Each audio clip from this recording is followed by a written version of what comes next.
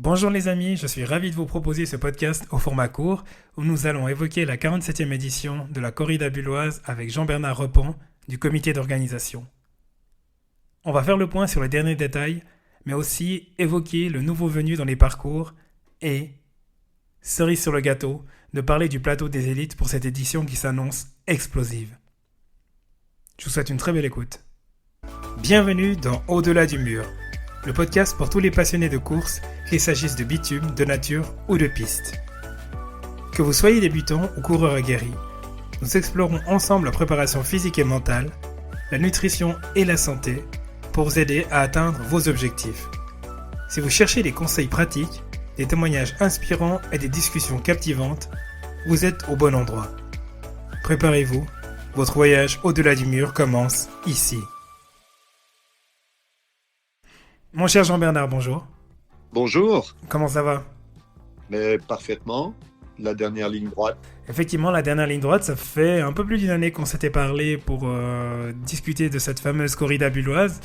Aujourd'hui, on est à 5 jours de l'événement. Comment est-ce qu'il se sent le comité d'organisation? Tout est en place? Alors, tout est en place, sauf ce qui reste à mettre en place. Mais disons, c'est sous contrôle et c'est vrai que une manifestation telle que celle-ci se prépare sur la longue durée. À peine une édition terminée, on a déjà la prochaine édition dans le viseur. Donc voilà, c'est sous contrôle, mais il reste bien à faire. Mais c'est aussi de l'enthousiasme. Et est-ce qu'il reste un gros caillou dans la chaussure qu'il faut encore finaliser ou est-ce que tu peux aller sereinement dans cette 47e édition?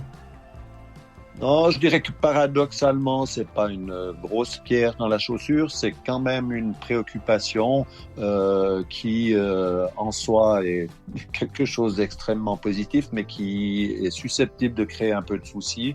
C'est que l'affluence annoncée, comme cela prévaut aussi pour nombre de courses, je dirais de cette importance et de plus grande importance, on voit les effectifs augmenter partout et c'est vrai que il y a une petite crainte qu'il y ait au final trop de monde qui continue à s'inscrire durant la semaine. Il y a encore bien des places, mais il faudrait pas que ça explose, sans quoi on pourrait avoir quelques difficultés de gestion des effectifs.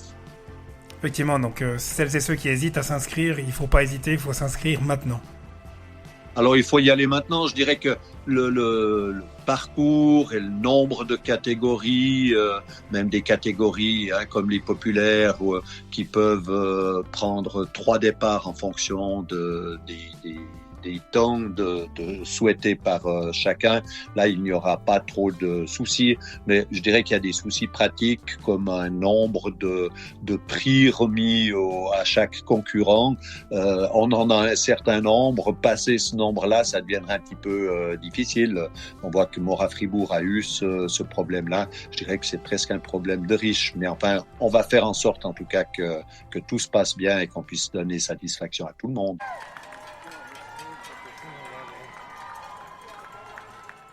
Effectivement, comme tu le disais, c'est un vrai problème de riches. Si on parle de la partie accessibilité et puis tous les gens qui vont pouvoir prendre part à la fête, donc tu es en train de dire que c'est un événement qui va très certainement attirer du monde. Pour les personnes qui veulent assister à l'événement de l'autre côté de la barrière et qui veulent encourager les spectateurs, quels sont les points chauds qu'il faudrait éviter ou quels sont les conseils que tu leur donnerais? Je dirais que le premier conseil, mais cela vaut pour toute épreuve, manifestation en ville, ce sont les possibilités ou les difficultés de parquage. Encore qu'à Bulle, on a, à mon goût, beaucoup de possibilités dans une proche proximité, mais faisons de la pub d'abord pour les transports publics. Pour ce qui est de l'agglomération bulloise, eh bien, il y a les bus mobiles qui vont circuler tout à fait normalement. Et puis, on a la gare qui est à 200 mètres du départ. Donc, il faut venir avec les transports publics dans toute la mesure du possible.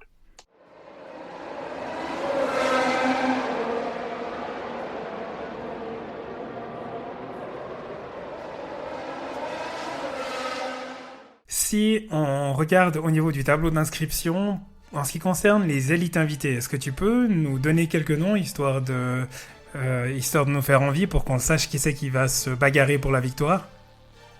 Oui, alors traditionnellement, la corrida bulloise ouvre principalement la courte saison des courses en ville, d'autant plus que la corrida fait partie du triptyque avec l'escalade et la course de Noël de Sion, du circuit des courses en ville. Donc on a la chance d'accueillir à Bulle pratiquement ce qui se fait de mieux ou ce qui existe de mieux en Suisse, et on aura à commencer par la présence de Dominique Loubalou, quelqu'un d'absolument extraordinaire qui croisera le fer avec Boniface Kibiwot, qui a gagné l'année dernière, qui avait battu Loubalou.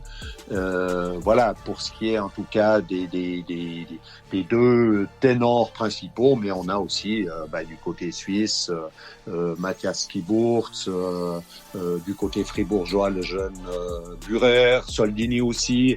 Voilà, il y a vraiment un très gros plateau, et je dirais pour la première fois, ou en tout cas c'est l'année, cette 47e édition qui verra s'affronter le plus grand nombre de concurrents dans les deux épreuves élites, aussi bien chez les hommes et les femmes. Je pense Gladys Gemayo, qui avait gagné l'année dernière, cette Kenyane qui sera confrontée à d'autres concurrentes des hauts plateaux africains, emmenées notamment par Edna Chepkemoy et Rebecca Chepkevemoy. Voilà, du beau monde en vue. Du côté des Suissesses, Fabienne Schlumpf malheureusement ne sera pas présente puisqu'elle s'était préparée pour New York, et il y aura du côté suisse, je pense, la Suissesse principalement, Oria Liachi, la Valaisanne. C'est un plateau vraiment 5 étoiles. La bagarre, elle va être vraiment âpre, ça va être très très disputé. C'est juste fantastique.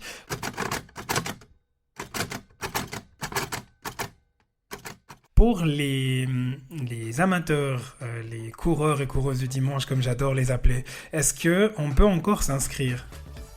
Oui, alors tout à fait. Donc jusqu'à dimanche soir dernier, ça se faisait sans majoration. Maintenant, il y a une petite majoration pour les gens qui continuent à s'inscrire via le site ou directement sur la plateforme Datasport.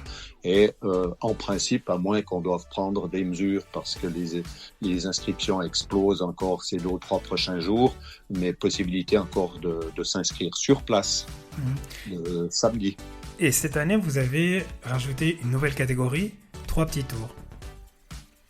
Oui, c'est pas 3 petits tours et puis s'en vont, mais c'est vrai que cette corrida, elle a toujours, elle a ses 3 niveaux. Je mets toujours en avant principalement les courses d'enfants, parce que c'est plus de la moitié des participantes à la corrida. Ce sont des enfants, et vraiment, les enfants sont au cœur de notre manifestation. Il y a les courses élites qui c'est un peu la cerise sur le gâteau, et puis il y a tout l'intermédiaire. Donc des adultes, que ce soit des licenciés qui font, je sais pas, la coupe fribourgeoise ou la coupe La Gruyère, et les populaires répartis sur trois départs. Donc la possibilité pour tout niveau de trouver, je dirais, chaussure à son pied, si on peut parler ainsi. Mais malgré tout, on constate que même chez les populaires, il y a pas mal de monde qui a une réticence à se lancer quand même. C'est 6 kilomètres, c'est rapide, c'est quand même un parcours assez nerveux. Et on tente cette année une nouvelle catégorie, 3 petits tours, c'est 2 kilomètres. et aucune exigence de courir absolument.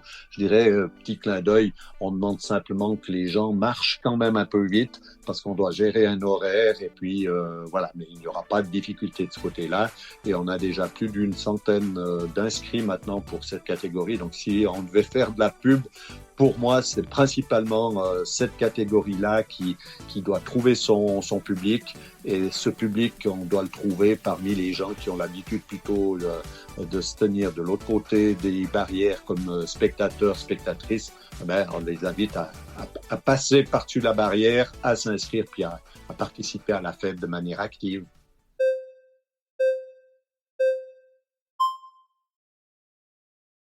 Pour convaincre les indécises et les indécis de s'inscrire à cette épreuve du 3 petits tours. Donc tu as très gentiment accepté d'offrir 2 dossards à des personnes qui souhaitent ou qui hésitent encore à s'inscrire. La météo en tout cas elle s'annonce fantastique.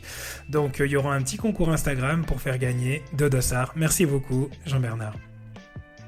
Eh bien, bienvenue à ces 2 personnes qui obtiendront ces dossards. On aura plaisir à les accueillir parmi tant d'autres. Magnifique. Donc, je rappelle la date de la course, c'est samedi 16 novembre. Donc, les festivités débutent à quelle heure ? Alors, ça débute à 10h40 avec la première course des enfants. Donc, il y a toutes les courses d'enfants matinée jusqu'à juste un moment après midi. Et ensuite, on enchaîne avec les courses de jeunesse et les courses de licenciés. Magnifique. Donc, rendez-vous est pris. Et bien évidemment, la corrida aura lieu à Bulle. Merci infiniment pour ton temps, Jean-Bernard. J'imagine que tu as beaucoup de travail. D'ailleurs, tu as un comité ce soir. Voilà, mais c'est pour la bonne cause et en même temps que c'est pour la bonne cause, c'est aussi pour notre plaisir d'organisateur. C'est magnifique. Je te souhaite une superbe 47e édition et puis je te dis à très vite. Merci à toi aussi pour toute la promotion. Avec plaisir. À bientôt. Ciao.